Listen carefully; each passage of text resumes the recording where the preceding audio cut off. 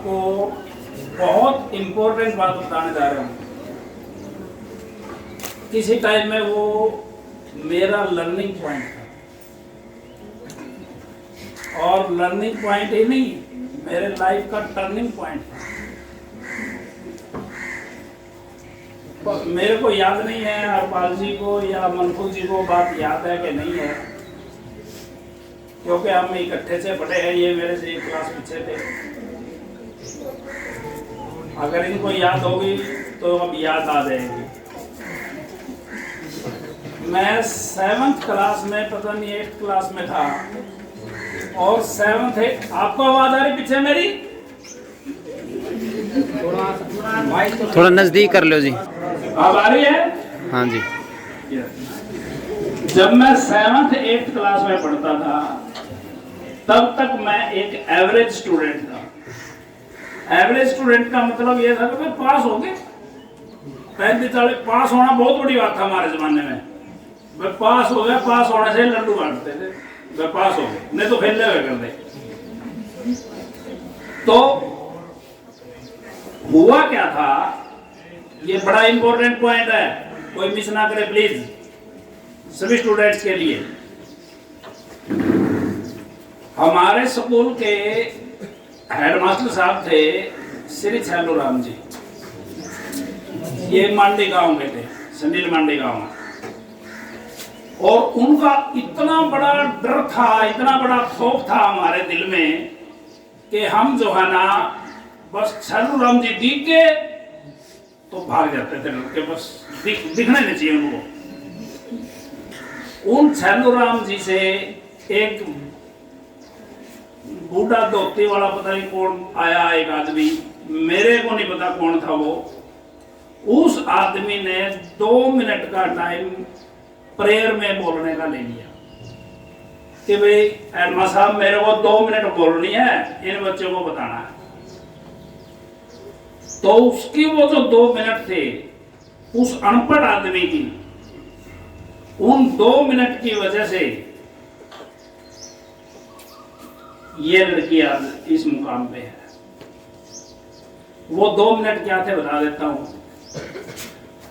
उसने ये कहा कि जो बच्चा किसी भी सब्जेक्ट में कमजोर है और वो चाहता है कि मैं उस सब्जेक्ट में टॉपर हो जाऊं, वो अपने उस सब्जेक्ट के टीचर को अपने दिल से गुरु मान ले। उस टीचर के प्रति दिल में कभी भी ये शब्द ना लाए, कभी भी दिमाग से भी ये ना सोचे कि ये मेरा टीचर ये चीज इस मतलब इस टॉपिक पे कमजोर है। जैसे एक मान लिया मैथमेटिक्स से आपने चूज कर लिया, और मैथमेटिक्स में 10 चैप्टर है, आपने मान लिया कि मेरा टीचर को ये चैप्टर तो आता ही नहीं, ये ठीक है, तो आपने ऐसा नहीं सोच रहा है। वो टीचर को चाहे आता हो चाहे ना आता हो, अगर आपने दिल से उसको अपना गुरु मान लिया तो आप उस सब्जेक्ट के टॉपर बन जाओगे। तो मेरे स्कूल के हम 3 स्टूडेंट थे, हमने उनको अपना गुरुजी मान लिया, छल्लू राम जी को। मैंने मेरा गुरुजी मान लिया, मेरे 2 साथी और हैं, मैं उनके नाम नहीं लेना चाहता, उन्होंने भी मान लिया। तो उसने ये कहा भाई गुरु मानने का तरीका क्या है, ये ऐसा करना जिसकी इच्छा हो, वहां पर आधी छुट्टी के टाइम वहां पर आके पूछ लेना। मैं उनके पास गया, हम 3 गए, मतलब उन तीनों से जाके पूछा, मैं ज्यादा टाइम तो लेगा ना, सही है। मैंने उनसे पूछा, हम तीनों मतलब वहां गए और जाके पूछा कि बताओ ताऊ जी कैसे गुरु मानना है। उन्होंने कहा कि भाई ऐसा करना, अपना हम तो जोड़ा लेकर जाया करते, आपके पास तो बैग है बढ़िया, हमारे पास कहाँ थे बैग, हम तो कट्टा लेकर जाया करते। भाई अपना जोड़ा लेके क्लास में रख दो, और जब भी आपके गुरुजी आपको दर्शन दिखे, वह आगे और जाकर आप लोगों के चरण छूने हैं। उन्होंने ये शिक्षा हमारे को दी, तीनों को शिक्षा दी। तो हमने तीनों ने यो काम शुरू कर दिया। वो अगले ही दिन से तीनों ने शुरू कर दिया। तो स्कूल में हमारा मजाक शुरू हो गया। बच्चों ने हमारे नाम रख दिए आदर्श बॉय, हैं, कोई मॉडर्न बॉय, पता नहीं क्या लग गए। हमारे मजाक उड़ने शुरू हो गए और उन मजाक उड़ने की वजह से जो मेरे दो साथी थे उन्होंने उसको क्विट कर दिया। लेकिन मैंने उसको क्विट नहीं किया। छालूराम जी को मैं आज भी अपना गुरु जी मानता हूँ। हालांकि छालूराम जी आज इस दुनिया में नहीं है। और इससे रिजल्ट क्या निकला, ये बातें हैं 7th क्लास की। 8th क्लास में जब मैं पढ़ रहा था तो एक मैडम होते थे, इंग्लिश पढ़ाते थे। वो क्लास में हम बैठे और वो पढ़ाने लग रही। वो कॉन्ट्रैक्ट पे लगा रखी थी और छालूराम जी आगे चक्कर लगाने के लिए छालूराम जी आगे। तो उनका बताने में खूब ज्यादा था तो सब कुछ भूल जाते थे। छालूराम जी ने आते एक बच्चा खड़ा कर लिया, जैसे मैं आया तो इसको खड़ा कर लूं। उन्होंने पूछा बेटे क्या नाम है? बोले जी मेरा नाम राज सिंह। सॉरी नाम लेना नहीं चाहिए था। खैर आप कौन से जानते होंगे? बोला बेटे ना आया था। बोले ना आया था जी। किस चीज से? पानी के साथ। बोला पानी करना था। बोला जी ना साबुन मिलाई थी। बोला साबुन लाए थे, साबुन की अंग्रेजी बता दे। तो 100 शब्द भूल गया। क्यों डरना है? हालांकि सब तो सबको पता ही है। और इतना डर था कि सारी एक क्लास भूल गई। इस लाइन में पूछना शुरू किया, सोप की अंग्रेजी वहां तक किसी ने नहीं आई। तो छालूराम जी ने वो जो हमारे स्कूल में हमारे को इंग्लिश पढ़ा रही थी मैडम, कमला मैडम था उनका नाम, शायद आप लोग जानते होंगे। बहुत अच्छी टीचर थी, बहुत अच्छी, बड़ी मेहनत करती थी।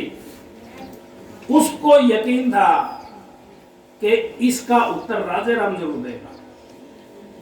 वो कहती है, जब छालूराम जी कहने लगे कहानी क्या पढ़ा दूं, इन बच्चे ने साबुन की अंग्रेजी नहीं आती। तो मैडम को गुस्सा आया, बुरा तो लगना ही था ना। मैडम ने कहा राजेराम खड़े हो बता। राजेराम भी भूल गया। तो वह डर तो था, डर बैठे हुआ था। राजेराम को भी नहीं पता चला, ध्यान नहीं दिया, 100 शब्द भूल गया। राजे तेरा नाम राजेराम, तो रंग का रंग तुमने पाया। उन्होंने मेरे को रंग कह दिया। चलो जी क्लास पास होगी, 9th क्लास में पहुंच गए। और 9th क्लास में इत्तेफाक से छालूराम जी ने हमारे को मैथमेटिक्स पढ़ाया। और 9th क्लास के जो एग्जाम होते हैं, सितंबर टेस्ट कह लो, उनमें मेरे 100 के 100 नंबर थे। बड़ी ज़्यादा करोगा क्यों?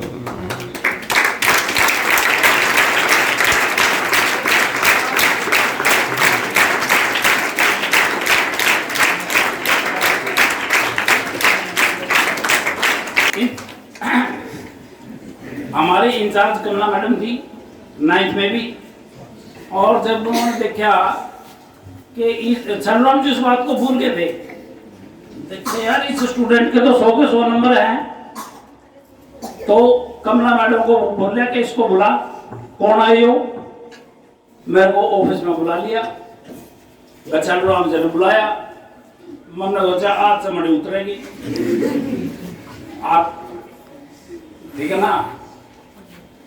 मैं आ तो बस आ गया काला। मैं गया जी डरता, क्या नाम है? जाते ही मैंने सोचा तो राजा रंग कहा और इसने रंग कहना, मैंने पहले कह दिया मुझे रंग। बोले वाह, उनका बात याद थी, इसीलिए इनका 100 पे 100 नंबर है। मैंने उस दिन कमला मैडम को क्लास में रोकते हुए देखा ऑफिस में। तो बेटे मेरा कहने का मतलब ये है आप सबको, सभी बच्चों को कुछ मुश्किल नहीं है। इवन छालूराम जी 9th क्लास पढ़ाने के बाद चले गए, ट्रांसफर हो गई थी।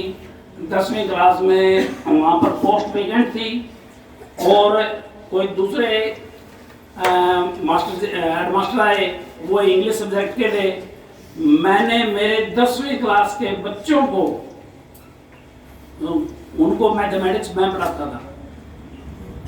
क्लास में कोई टीचर नहीं है, मेरे को पढ़ाने वाला कोई नहीं है, मैं खुद तैयारी करता था और बच्चों को पढ़ाता था। अगले दिन पहले लेक्चर तैयार करके आता था। तो कहने का मतलब ये है कि अगर आप दिल से गुरु मान लो, किसी जिसको भी मान लिया, तो आप उसमें सफल हो जाओगे। आपने टेंशन लेने की जरूरत नहीं है। 1-2 मिनट का टाइम और लूंगा, क्योंकि मैं आज टीचर नहीं हूं। अब आप कहोगे कि टीचर, इतना बड़े टीचर होने के बाद फिर टीचर क्यों नहीं? जब मैंने इसको पढ़ाया तब तक तो मैं टीचर था। फिर लाइफ में एक टर्निंग पॉइंट आ गया, उसको मैंने नहीं डिस्क्लोज करूंगा, लंबी कहानी हो जाएगी, जरूरत नहीं है। फिर मैं वकील बन गया। आज मैं अपनी पंजाब और हरियाणा हाई कोर्ट जो चंडीगढ़ है उसमें वकील हूं।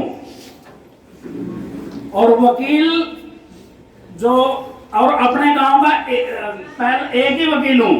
मेरे से पहले एक और वकील बने थे अपने गांव के, रजनीश डांडा सिंह हैं। मैं 6-7 महीने देखता रहा कि वो मिलेंगे। वह पैसे वाला आदमी है, उसने वकालत करने की जरूरत नहीं। कभी कभार साल में 6 महीने में चक्कर मार, अदरवाइज मतलब क्यों माल बतेरा है। अब हमने तो डेली अपना कमा के खाना था, इसलिए अपना कोर्ट डेली जाना। मैं उन्हें ढूंढता रहा तो कई 6-7 महीने के बाद मिले। कहने का मतलब प्रैक्टिसिंग लॉयर अगर की बात करें तो अपने गांव से मैं अकेला हूं। यहां पर भी एक टर्निंग पॉइंट है। हुआ यूं कि मैं LLB की डिग्री लेने के बाद, जब मैं LLB की डिग्री लेने के बाद, बच्चों इन बातों की तरफ ध्यान ना दीजिए, जो मैं कह रहा हूं उसको सुनिए, बड़े काम की बात है। मैं तुम्हारा भविष्य चेंज करने आ रहा हूं। मैंने इसका चयन किया ना, सीख लो कुछ। मैं LLB की डिग्री लेने के बाद जब हाई कोर्ट गया तो मैंने सोचा कि यार वकालत में केस का डालने सीखने तो पड़ेंगे किसी से। तो मैं कुदरती एक मेरे को बुजुर्ग से वकील मिल गए। मैं उनके पास गया, मैंने कहा अंकल जी मेरे को ये बताओ, मैं इस हाई कोर्ट में किसको अपना सीनियर वकील बनाऊं, मतलब मैं किसका जूनियर बनाऊं? वो कहने लगे कि कहां से करी LLB? मैंने कहा कुरुक्षेत्र यूनिवर्सिटी से। बोला अच्छा यार, इतनी बढ़िया यूनिवर्सिटी, तेरे IPC CRPC पढ़ी थी नहीं पढ़ी थी? मैंने कहा पढ़ी थी। बोला फिर केस लिखने नहीं आते? मैं लिखने आते हैं। तो फिर लोग किसी का भी जूनियर नहीं पढ़ना। मैंने कहा क्यों? बोला जिसका जूनियर बन गया उसे का ठप्पा लग जाएगा, तेरे को कोई वकील कुछ सिखाने वाला नहीं, और तू धक्के खाता फिरेगा। 10 साल जूनियर बना रही है, तेरे को कुछ नहीं मिलने वाला, तू जूनियर रहेगा, 10-20 हजार की तनख्वाह लेगा उनके पास। मैंने कहा जी ठीक है, तो फिर मैं सीखूंगा कैसे? बोले सीखना क्या, केस लिख और डाल दे, जज साहब उसमें कोई न कोई गलती निकाल लेंगे। तेरे सीनियर है ना जज, हाई कोर्ट का जज बेटे 3 स्टेटों का राजा है, हरियाणा, पंजाब और चंडीगढ़। बोला गलती निकाल लेंगे, तेरा बड़ा है, धमका देगा, तेरा क्या बात है, गलती मान लिए, जैसे वो होगा उस गलती को ठीक कर देना और सीख जाएगा। मैंने कहा जी ठीक है, डैपट का सीख जाएंगे। मैंने मेरा पहला केस जो डाल लिया उस पहले केस में 135 क्लाइंट मेरे पास थे, लोगों के पास एक क्लाइंट नहीं होता। और उस केस में जज साहब ने मेरे को कहा कि इसमें तो यार गलती से थोड़ी न्यू कर दे, मना ऐसे कर दिया। ऐसे करते करते मैं सीख गया और आज हाई कोर्ट में 12,000 वकील हैं, उनमें से पहले 100 में मैं परमात्मा जैसे बनाना है।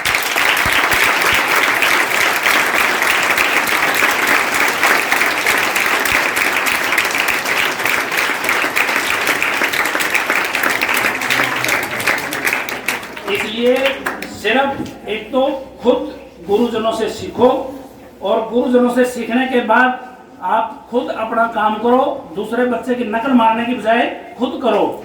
और वो करने के बाद अगर आपको लगता है समझ नहीं आया तो गुरुजी के पास फिर जाओ ना कि गुरुजी ये हो गया, गुरुजी उसमें गलती निकाल लेंगे, फिर सीख जाएंगे। क्या है, एक थप्पड़ पड़ जाएगा ज्यादा और क्या है, लेकिन सीख जाओगे। इन्हीं शब्दों के साथ मैं अपनी वाणी को विराम दूंगा। सभी बच्चों को आशीर्वाद और बाकी सबको प्रणाम।